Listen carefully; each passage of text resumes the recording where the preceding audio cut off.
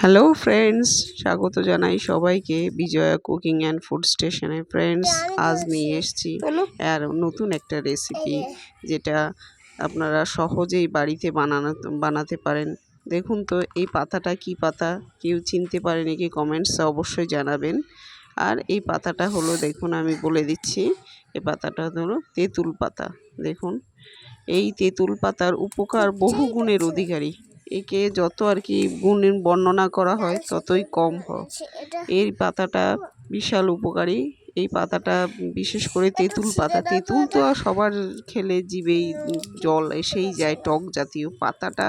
এই পাতাটা গাছগুলো ছোট ছোট বলে হয়তো ভাববেন টক নেই, কিন্তু এর প্রচণ্ড খুব টক, পাতাই টক। যাই হোক, এই পাতাগুলো এখন তুলে নিচ্ছি কচি কচি। এরকমই পাতাগুলো আর কি বেশি উপকার। যেমন আর কি যেই গাছের ফুল হয়নি, সেই ফুল না হওয়া গাছে তেঁতুল পাতার উপকার। এই তেঁতুল পাতা কিভাবে রান্না করব খুব সহজেই বাড়িতে বানানো যায়, সেটাই আজকে তোমাদের সঙ্গে শেয়ার করব। দেখো, আমি আর আমার মেয়ে তুলে নিচ্ছি তেঁতুল পাতাগুলো। এই তেঁতুল পাতার টক খাওয়া হয়। এই অনেক অনেক উপকারের মধ্যে ধরো জন্ডিসের জন্য ভীষণ উপকার। তারপরে গিয়ে হলো ইউরিন ইনফেকশনের জন্য খুব উপকার। তাছাড়া শরীরের আর কি অনেক কড়া কড়া ওষুধ খেলে যেমন শরীর একটা গরম হয়ে যায়, সেই ঠান্ডা করতে এই তেঁতুল পাতার আর কি রস যে রান্না করে এই তেঁতুল পাতার জুস খাওয়া খুবই ভালো। বিভিন্ন কেমিক্যাল ওষুধ খাওয়া তো এতে ক্ষতিকর, কিন্তু এই হলো ন্যাচারাল উপায়ে তেঁতুল পাতার টক খাওয়াটা বিশাল উপকার। তো এই উপকার যারা জানে, বাড়ির বয়স্করা অবশ্যই এটা জানে, আগেকার মানুষদের জানতেই পারে। আমি আমাদের যে অনেক গাছ হয়েছে, সে সব কটা তেঁতুল আরও গাছ হয়েছে, সব কটা তেঁতুল গাছের পাতাগুলো আমি কালেক্ট করে নিচ্ছি, সেইটাই আজকে তোমাদের সঙ্গে শেয়ার করব। দেখো, তেঁতুল পাতাগুলো যেমন ছোট ছোট গুঁড়ো গুঁড়ো, এগুলো অনেকের নিরামিষ আর কি রান্নাও করা যায়। আর আমিষ যারা রান্না করে, কেউ হয়তো চুনো মাছ দিয়ে, ছোট ছোট মাছ দিয়ে টক বানায়, কেউ হয়তো তোমার ধরো কাঁকড়া দিয়ে টক বানায়, বিভিন্নভাবে বানানো যায়, কিন্তু এর খাওয়া কোনো উপকারের ঝুড়ি নেই। তার জন্য আমি সমস্ত পাতাগুলোকে এক ঝুড়ির মতন আমার হয়ে গেল, এগুলো কালেক্ট করে এখন এই অবস্থাতেই আমি ধুয়ে নেব। তো জলের মধ্যে দেখো খুব ভালো করে ধুয়ে নিচ্ছি পাতাগুলো, ছোট ছোট তো তাই ঝুড়িতে রেখে গামলাতে করে ধুয়ে নিচ্ছি। ঠান্ডা জলে ভালো করে ধুয়ে নিলাম। ব্যাস, হয়ে গেল আমার তেঁতুল পাতা কালেক্ট করা এবং ধোয়া।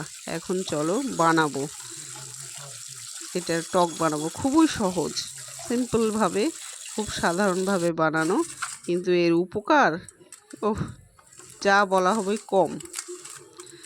এই পাতাগুলো টক করার জন্য কড়াইতে আমি দিয়ে দিলাম, কড়াই বসিয়ে এবার যতটা টক বানাবো সেই পরিমাণ আমি জল নিয়ে নেব।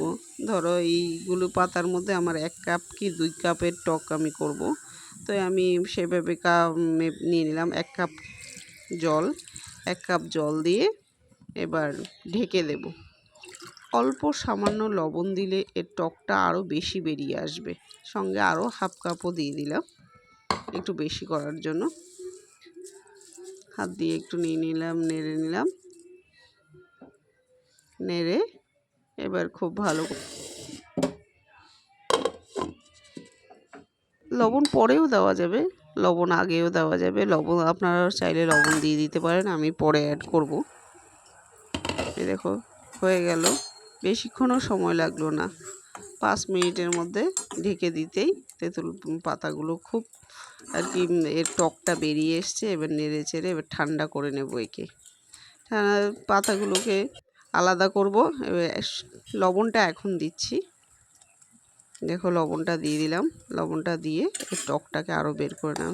আপনারা চাইলে, বললাম না, সেদ্ধ করার সময় প্রথমও দিতে পারেন, কোনো অসুবিধে নেই।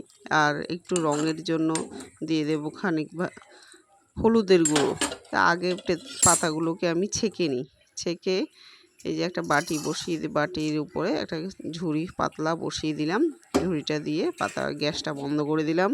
বন্ধ করে পাতাগুলোকে ছেঁকে নিচ্ছি। নিচে জলটা, উপরে পাতাগুলোকে ঠান্ডা হলে হাত দিয়ে ধরে আরও ভালো করে চটকে এর টকটাকে বের করে নেব, নির্যাসটাকে।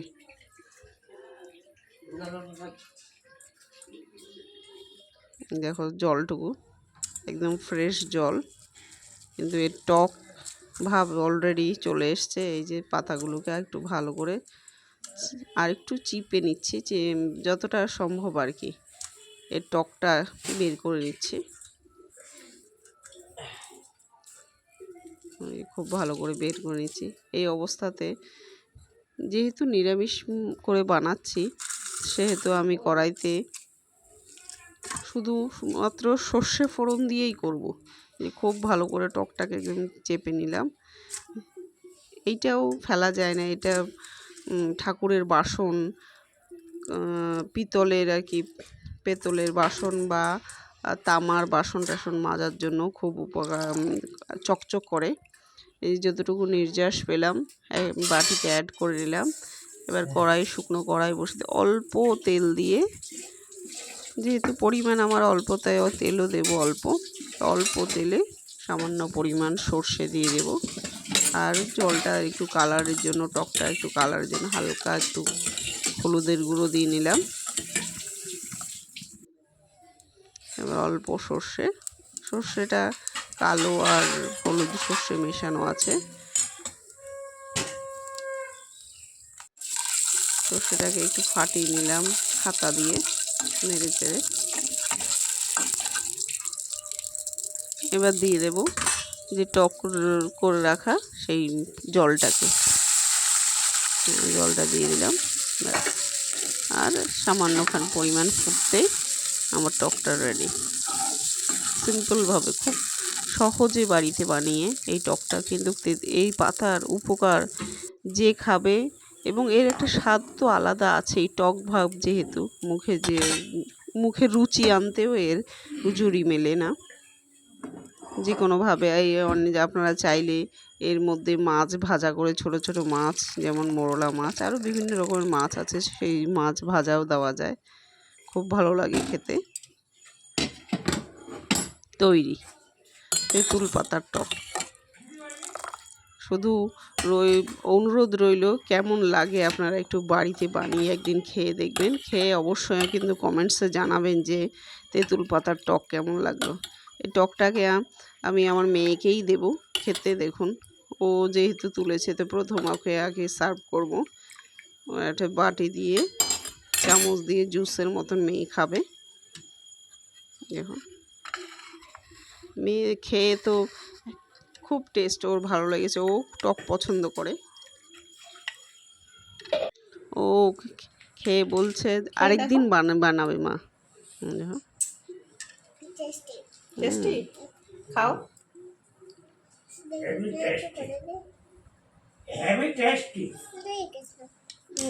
তো দেখলেন তো বন্ধুরা, আমার মেয়ের খেয়ে এক্সপ্রেশন, ও খেয়ে বলছে হেভি টেস্ট হয়েছে।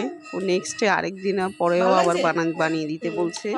যাই হোক, তা আপনারাও এভাবে বাড়িতে বানিয়ে কমেন্টসে জানাবেন যে কেমন লাগলো। আর যদি ভালো লাগে তাহলে শেয়ার এবং লাইক করতে ভুলবেন না। আর যদি চ্যানেলে নতুন হয় সাবস্ক্রাইব